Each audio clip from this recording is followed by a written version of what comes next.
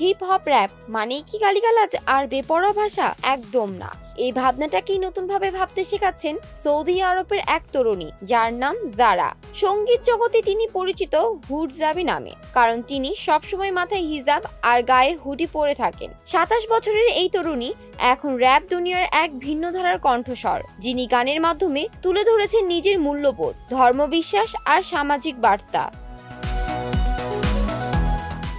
যারা জন্মেছেন সৌদি আরবের জেদ্দায়, এখন থাকেন দুবাইয়ে। ছোটবেলা থেকেই শব্দ নিয়ে খেলতে ভালোবাসতেন, ছন্দে কথা বলতেন, নিজের মতো করে কথা গেঁথে তুলতেন সুরে। তখন হয়তো জানতেন না এই ছন্দই একদিন তাকে এনে দেবে আলাদা পরিচিতি।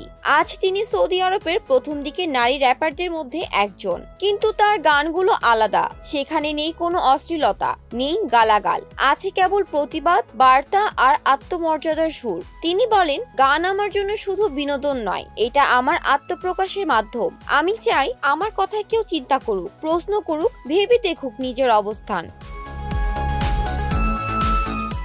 যারা নতুন গান মোরালস ইতোমধ্যে তরুণদের মাঝে আলোচনার ঝড় তুলেছে।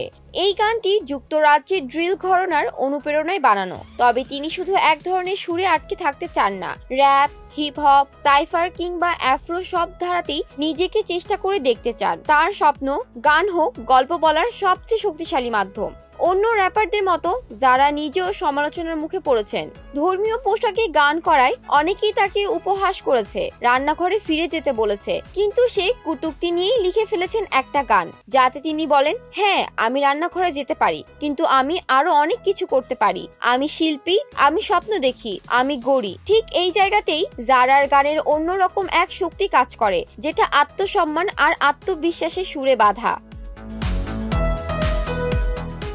জারার জীবনে সবচেয়ে বড় সহায় ছিল তার বাবা। তিনি শুধু মানসিকভাবে নয়, শারীরিকভাবেও সব সময় পাশে থেকেছেন।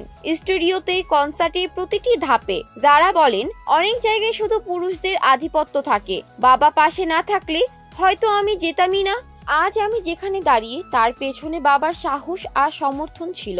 সবচেয়ে মজার বিষয় হলো, যারা নিজে গান লেখেন কিন্তু অন্যের গান শোনেন না। তিনি বলেন, আমি চেয়েছি আমার গান হোক একদম আমার মতো। যদি অন্যের গান শুনি তাহলে সেটার প্রভাব নিজের অজান্তেই আমার গানে পড়ে। আমি চাই না আমার শিল্পকর্মে কারো ছায়া থাকুক। নতুন প্রজন্মের মেয়েদের জন্য জারার বার্তা একদম পরিষ্কার। তোমার মূল্যবোধ বিকিয়ে দিও না, খ্যাতির জন্য নিজের আদর্শ বিজনেস দিও না। হয়তো সাফল্য পেতে একটু সময় লাগবে, কিন্তু তুমি জানবে তুমি নিজের পথে সৎ ছিলে। এই সময়ের একেবারে ভিন্ন ধারার কণ্ঠস্বর জারা, যিনি প্রমাণ করেছেন ধর্মপ্রাণ হয়েও একজন নারী তার স্বপ্নকে ছুঁতে পারে, সুরে গাঁথতে পারে নিজের জীবন আর পৃথিবীর গল্প। তার র‍্যাপ শুধু গান নয়, আত্মার ভাষা।